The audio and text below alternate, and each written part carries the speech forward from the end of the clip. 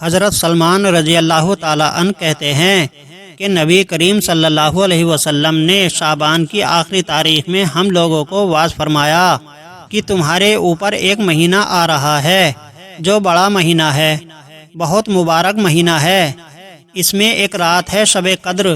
جو ہزاروں مہینوں سے بڑھ کر ہے، اور فرمایا کہ اللہ تعالیٰ نے اس مہینے کے روزے کو فرض فرمایا ہے اور اس کے رات کے قیام یعنی کہ تراویح کو ثواب کی چیز بنایا ہے۔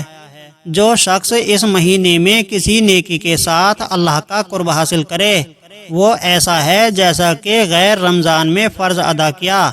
اور جو شخص اس مہینے میں کسی فرض کو ادا کرے وہ ایسا ہے جیسا کہ غیر رمضان میں 70 فرض ادا کرے۔ یہ مہینہ صبر کا ہے اور صبر کا بدلہ جنت ہے، اور یہ مہینہ لوگوں کے ساتھ غم خواری کرنے کا ہے۔ اس مہینے میں مومن کا رزق بڑھا دیا جاتا ہے، اور جو شخص کسی روزے دار کا روزہ افطار کرائے اس کے لیے گناہوں سے معاف ہونے اور آگ سے خلاصی کا سبب ہوگا، اور روزے دار کے ثواب کی مانند اس کو ثواب ہوگا، مگر اس روزے دار کے ثواب سے کچھ کم نہیں کیا جائے گا۔ صحابہ رضی اللہ تعالیٰ عنہ نے عرض کیا، یا رسول اللہ صلی اللہ علیہ وسلم، ہم میں سے ہر شخص تو اتنی وسعت نہیں رکھتا کہ روزے دار کو افطار کرائے۔ تو آپ صلی اللہ علیہ وسلم نے ارشاد فرمایا کہ پیٹ بھر کھلانے پر موقوف نہیں ہے، یہ ثواب تو اللہ جل شانہ ایک کھجور سے کوئی افطار کرا دے، یا ایک گھونٹ پانی پلا دے، یا ایک گھونٹ لسی پلا دے، اس پر بھی مرحمت فرما دیتا ہے۔ اور فرمایا آپ صلی اللہ علیہ وسلم نے، یہ ایسا مہینہ ہے کہ اس کا اول حصہ اللہ کی رحمت ہے اور درمیانی حصہ مغفرت ہے اور آخری حصہ آگ سے آزادی ہے۔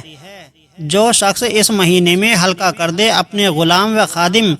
یعنی کہ نوکر نوکرانی کے کام کے بوجھ کو، تو حق تعالی شانہ اس شخص کی مغفرت فرما دیتا ہے اور آگ سے آزادی فرما دیتا ہے۔ اور فرمایا نبی کریم صلی اللہ علیہ وسلم نے کہ اس مہینے میں 4 چیزوں کی کثرت رکھا کرو، جن میں سے 2 چیزیں اللہ تعالیٰ کی رضا کے واسطے اور 2 چیزیں ایسی ہیں کہ جن سے تمہارا چارہ کار نہیں۔ پہلی 2 چیزیں جن سے تم اپنے رب کو راضی کرو وہ کلمہ طیبہ اور استغفار کی کثرت ہے، اور دوسری 2 چیزیں یہ ہے کہ جنت کی طلب کرو اور آگ یعنی کہ جہنم سے پناہ مانگو۔ اور نبی کریم صلی اللہ علیہ وسلم نے فرمایا، جو شخص کسی روزے دار کو افطار کے لیے پانی پلائے، حق تعالی شانہ قیامت کے دن میری حوض سے یعنی حوض کوثر سے اس کو ایسا پانی پلائے گا جس کے بعد جنت میں داخل ہونے تک پیاس نہیں لگے گی۔ سبحان اللہ۔